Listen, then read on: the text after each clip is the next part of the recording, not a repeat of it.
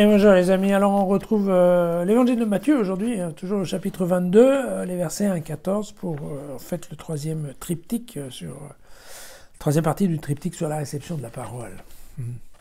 Et Jésus se mit à leur parler en parabole, il en va du royaume des cieux comme d'un roi qui fit un festin de noces pour son fils. Il envoya ses serviteurs appeler à la noce les invités, mais eux ne voulaient pas venir.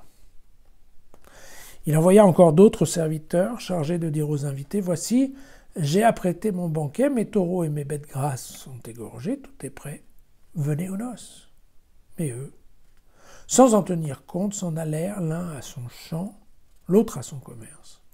Les autres, saisissant les serviteurs, les maltraitèrent et les tuèrent. Le roi se mit en colère, il envoya ses troupes, fit périr ses assassins et incendia leur ville.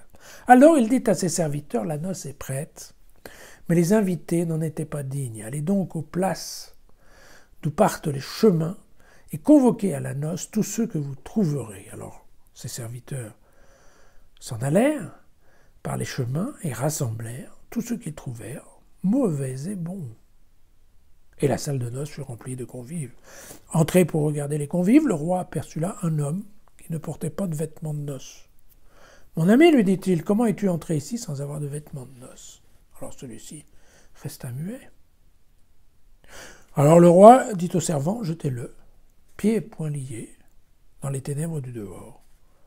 Là seront les pleurs et les grincements de dents. » Certes, la multitude est appelée, mais peu sont élus. Voilà. Alors, vous voyez qu'en fait, on est assez proche de la parabole qu'on a vue il n'y a pas longtemps sur les vignerons assassins, puisque vous voyez qu'il y a plusieurs vagues d'envoyés, qu'à la fin il y en a qui se font culbuter, mais que cette fois-ci, en effet, bon là le roi va pas prendre ça à la légère et qui va effectivement se venger de ceux qui ont tué ses serviteurs, et puis après, eh bien, vous voyez que il y a aussi un rebondissement, puisque là, effectivement, le roi décide d'aller chercher tout le monde.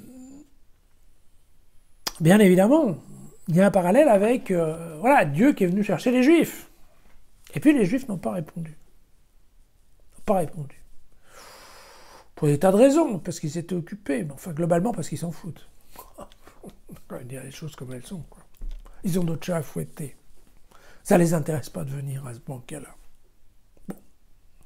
De nos jours, en général, on apprécie plutôt d'aller à un dîner de noces que de ne pas y aller. Mais là, vous voyez, c'est comme ça. Pourtant, ils ont reçu des cartons d'invitation comme il fallait, mais ils n'y sont pas allés.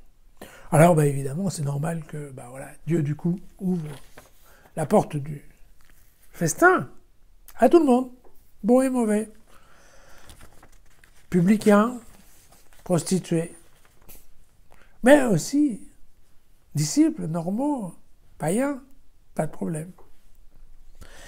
Et vous voyez, c'est ça. Et après, on ratisse large, voilà. Et puis, au milieu, il y en a qui font pas l'affaire, et ceux qui font pas l'affaire, ils sont éjectés. Parce qu'à la fin, c'est comme ça. Voilà. On peut venir à une noce comme ça, mais enfin, au minimum, c'est quand même de mettre un costume. Voilà. Et donc évidemment, quand on va chercher les bons et les méchants, à la fin, les méchants, il est quand même normal qu'ils soient éjectés. Là-dessus, il n'y a pas de discussion possible. Bon. Ce qui me paraît intéressant, moi, dans ce passage, en fait, c'est la question... vous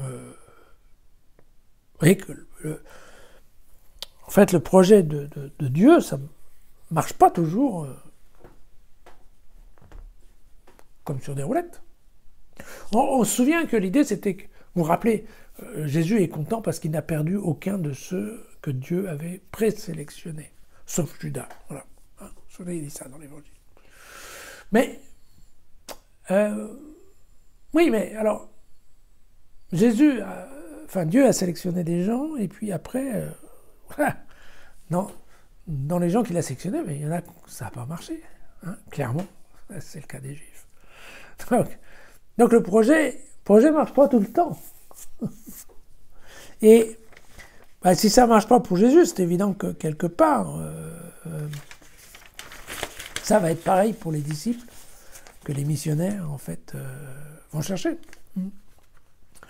Bon, et après, la question toujours qui se pose, ben voilà, c'est Matthieu dit à ses copains juifs, ben voyez, hein, voilà, conclusion, comme vous vouliez pas venir, ben on a pris les autres. Les autres sont arrivés à la noce avant vous. Et maintenant, ben voilà, est-ce qu'il va rester de la place pour vous ou pas? Ben, on sait pas, c'est pas sûr. Et donc, on retombe sur cette question qu'on avait déjà envisagée. Ce message aux juifs, puisque vous ne voulez pas y aller, vous inquiétez pas, hein, les autres vont y aller avant vous. Y aura-t-il de la place pour tous? Voilà, à demain.